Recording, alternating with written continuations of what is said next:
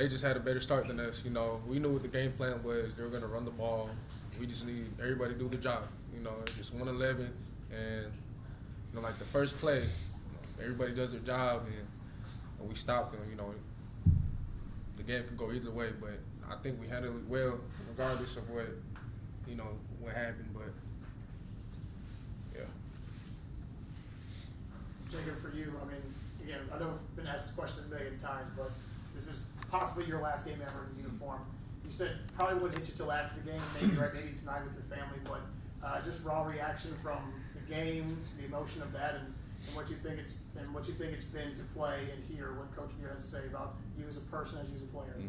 Yeah, obviously love all my teammates, love this coaching staff, love the community. Just special to be a part of this and be a leader in this transition from Missouri State and coming up to the FBS and being able to be competitive and win football games. Obviously, you know, as players and coaches, we wish we would have played our best football these last two games and felt like we had a chance to win both of them.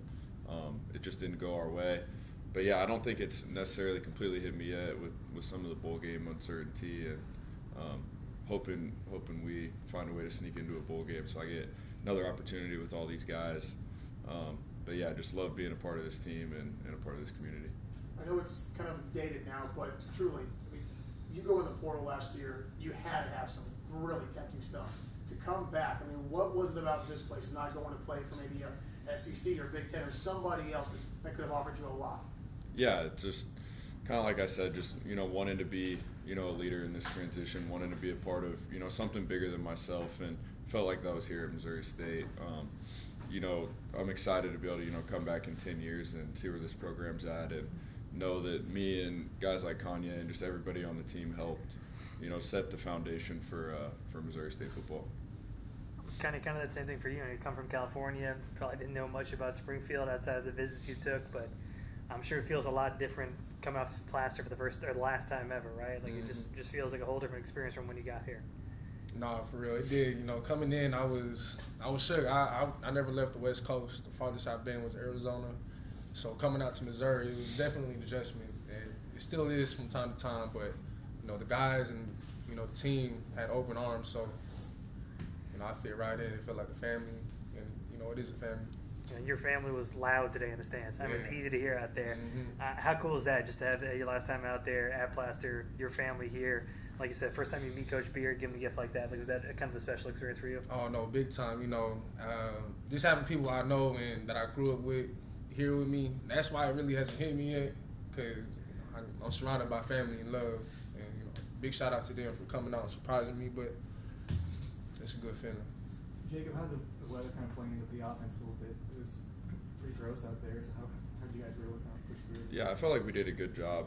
Obviously, it was pretty rainy and windy. I felt like we did a pretty good job overall as an offense. Just missed a couple shots early in the first half. Missed a shot. That first drive, my eyes were bad on a play. I had back-to-back sacks. Should have been able to score on that drive. So just a couple frustrating things early, and then obviously at the very end of the game, the weather got really bad, obviously, and just didn't execute as well as we could have throughout the whole entire game. Obviously, had a lot of big play touchdowns, but just being able to sustain drives and have less 3-and-outs and help our defense out. Jacob, I know that obviously you're leaving, but your center, right, the guy that literally has your back on every play, Cash, he's sticking around. Talk to me about what does it mean to have a relationship, or how important is it for the quarterback and center to be like you guys, the biggest thieves? Yeah, it's really important. Just being able to trust in each other, go out there and execute plays. We are obviously really close friends off the field, and just having that quarterback-center relationship means a lot. And just all those guys up front, they've played their butts off the whole entire year and have done a great job. And love those guys and love everybody on the team. Kanye, physically, you've been a little banged up the last couple of weeks. Did you kind of feel that way? Obviously, you have depth and stuff like that. Do you kind of feel some of those injuries kind of weigh on you a little bit in the last couple games? Yeah, I can definitely feel it. And, you know, I'm pretty sure the whole room felt it. You know, losing JB, he's a key part in our defense. You know, we all rotate with each other. And not having him in the mix as much as he used to kind of just, I mean, you got to adjust and adapt. And if we could, I would have him in the mix with us. So, especially, and the D-line too, a lot of cats are out, but the guys stepped up, and, you know, we did our best.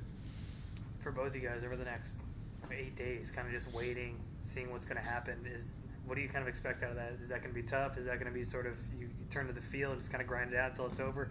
What's sort of the next week look like for both of you?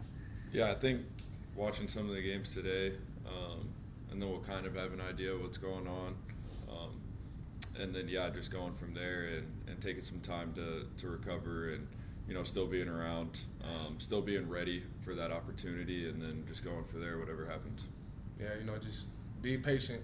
Coach Beard gonna let us know what the deal is, and just rehab and whatever he got planned for us. We're just gonna stick to the script.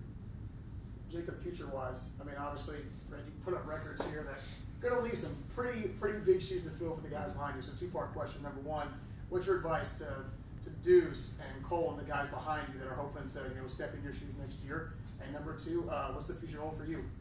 Yeah, I would say, I mean, football and especially quarterback, it's a crazy game. I didn't start my first game till my 5th year of college football. So if you love it, you just got to stick with it, continue to get better every single day, every single season of football, whether that's the off season or in season, and be ready for your number to be called, and just go out there and execute as best you can, learn from all your mistakes, and continue to grow. All those guys know I have their backs. If they ever need anything, they could, you know, reach out to me. And then, yeah, for me, it's obviously this week, you know, hoping we're able to get in a bowl game and have another one with the guys. But if not, just, you know, start draft prep, figure out where I'm going for that, and looking forward to continuing to play football, hopefully.